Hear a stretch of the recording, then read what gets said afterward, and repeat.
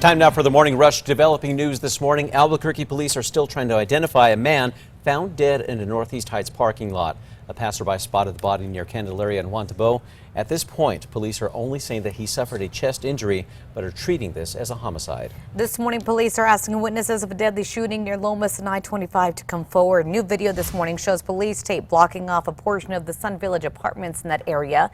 The call to police coming in after 4 yesterday afternoon. We're told one person is dead from an apparent gunshot wound. Chris. Chance of a few severe storms this afternoon for eastern New Mexico. We're talking about Roswell, Tucumcari, Clovis, Hobbs. All has a chance to see some damaging winds this afternoon. Should remain dry here in the metro, however. David? It's a sad morning for United fans. The hometown team is out of the U.S. Open Cup. This is all following a tough loss to Minnesota United FC. New Mexico United fell 6-1 in the quarterfinals of the tournament. Santi Moore scoring the team's only goal, leaving it 1-0 at the half. But New Mexico United had plenty of support. More than 400 United fans were at that game. UNM has a new paid parental leave policy this morning. It launched July 1st, and the benefit gives roughly 6,000 staff an extra 4 weeks of extra paid paid leave. This is in addition to their vacation and sick time. Now, this all after having or adopting a child. UNM says it expects about 180 employees to use the program each year. So far, 30 parents have signed up for the paid leave. The city of Santa Fe is suing Purdue Pharma. The Journal reports the city filed the suit on Tuesday. 7 other New Mexico counties filed federal lawsuits against Purdue Pharma back in May. In total, cities and counties in 48 states are suing, claiming Purdue used deceptive practices to market and distribute addictive opioid drugs. U.S. Labor Secretary Alex Acosta is still defending his role in a plea deal with Jeffrey Epstein. Despite the secretary's efforts to explain himself, calls for his resignation continue. The House Oversight Committee has invited Acosta to testify on the 13-month plea deal later this month. There's no word yet if he will appear. Epstein is accused of paying underage girls to have sex. Albuquerque Mayor Tim Keller and the mayor of Las Cruces set to head to El Paso today to meet with other mayors to discuss the current crisis at the border and how it's impacting southern border towns. While there, the municipal leaders are set to meet with officials from the Department of Homeland Security and Customs and Border Protection. The city says work could begin as early as today to fix a botched road project. Now, the restriping phase along Comanche and San Pedro is done, but city engineers have noticed as drivers approach the intersection, they're forced to swerve just to stay in the lane. The city says it's looking to see if something went wrong during the planning or restriping phase of that project. We're looking ahead for you. There will soon be more places for you to drop off the city's new e-scooters. Some will be in uptown, scattered near Louisiana and Indian School. Others along West Central at Coors and Old Coors and Atrisco. The new zones are in addition to those already in Naupil, downtown, and the International District. Right now, developers are looking to build on a lot once meant to be home to the tallest building here in Albuquerque. Former Mayor R.J. Berry had big plans with his Skyline Challenge at 3rd and Marquette. The winner was the so-called Symphony Tower, but Mayor Tim Keller halted those plans. The city has already received 3 proposals for the groundbreaking. Chris. David, let's take a look at that Metro Threat Index today. We have it at a 2 because of the hot afternoon temperatures we are expecting across the metro now. Just make sure you're staying hydrated, and under mostly sunny skies, you definitely want to wear that sunscreen. Crystal? State of emergency in place this morning in Louisiana as the Gulf Coast prepares for what could become the first hurricane of 2019. Evacuation orders now issued as New Orleans already seeing 8 inches of rain dumped onto the city. Meteorologists say this weekend the storm system will likely develop into Hurricane Barry. This morning, we now have an idea on what PNM wants to do with the San Juan generating plant. Regulators decided to split the process in 2 parts, one for closure and financing, and the other for the replacement of power. PNM plans to shut down the plant by 2022. Plans to construct an 11-story patient care tower at the Presbyterian downtown campus are moving forward. Officials say the new tower will add 144 beds. A new multi-story parking deck also planned. The project set to create up to 350 construction jobs and about 200 permanent health care jobs. Construction should be complete by 2022. Those looking to teach in New Mexico will soon hit the books for less. It's part of the Teacher Affordability Act. Now, the state is awarding $10 million in scholarships to local colleges and universities. This fall, eligible students can get up to $3,000 per semester for tuition, books, and more. The goal is to try and help the teacher shortage.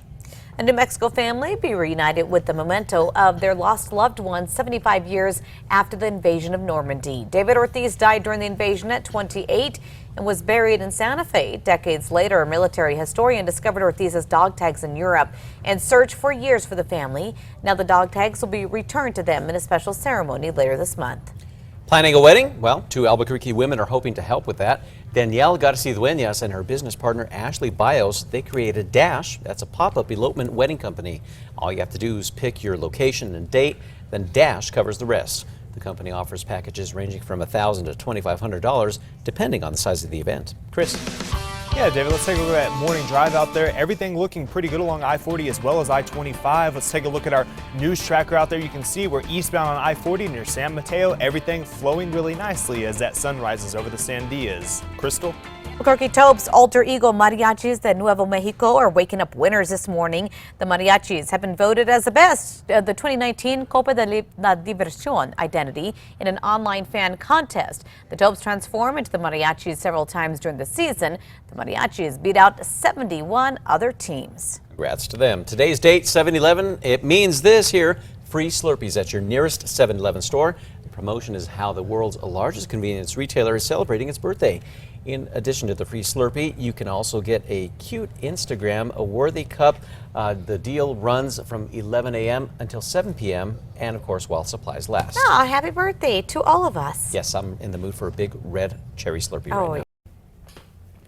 We're looking at shower and thunderstorm chances this afternoon. Looking at Superstorm track, you can see later on this afternoon around 3:30 p.m. we have showers and storms popping up across northern and western New Mexico now.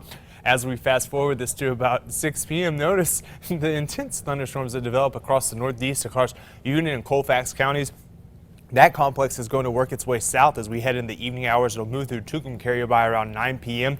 and continue its advance southward, impacting Roswell as well as Clayton in the overnight hours. We're talking about the possibility of some damaging winds across eastern New Mexico thanks to this thunderstorm complex. Well, time now for the 5 facts. At number 5, 75 years after the invasion of Normandy, one New Mexico family will now be reunited with a memento of their loved one lost all those years ago. David Ortiz died 7 decades ago as a war hero at the age of 28. Years after being buried in Santa Fe, a military historian discovered Ortiz's dog tags, and now they're going to be returned to his family. That historian will be flying here from the UK at the end of the month for the reunion. The Ortiz family will then hold a special memorial service. Such a remarkable story. If you want more details, go to alwaysonkrqe.com. Okay, here's a big one. Number 4, tough morning for United fans today as the hometown team is now out of the U.S. Open Cup. The team faced a big loss last night against Minnesota United FC in the quarterfinals of the tournament. Final score here, 6-1. That's how hard New Mexico United fell. Although the team was up 1-0 at the half, Minnesota would come out on top in the end. New Mexico United had plenty of support up north, though. More than 400 United fans were at that game. And at number 3, we're talking about severe storms for eastern New Mexico, Clayton, Tucumcari, Hobbs, Roswell, Clovis, all within this area that has a chance to see some severe storms. We're talking about damaging winds as the primary threat. No severe chance here in the metro. Number 2, now drivers along Comanche and San Pedro could see work begin as early as today, correcting a road project that's left drivers a tad bit confused. The restriping phase of the project is done, but city engineers have noticed it's leaving drivers weaving in and out of lanes. As drivers approach the intersection, they are forced to swerve to the right, then back to the left just to stay in their lane. The city says it's still looking into if something went wrong during either the planning or possibly the restriping phase of this project. And at number 1, UNM is now signing off on a new program for growing families. The university just launched their paid parental leave policy. It's a benefit program that now gives up to 4 weeks of paid parental leave. Officials say they are already seeing positive outcomes. The parental leave policy covers roughly 6,000 staff members on campus, as well as those in the Health Science Center. Now, this 4 weeks is in addition to the vacation and sick time. UNM believes this will be a good investment in the future.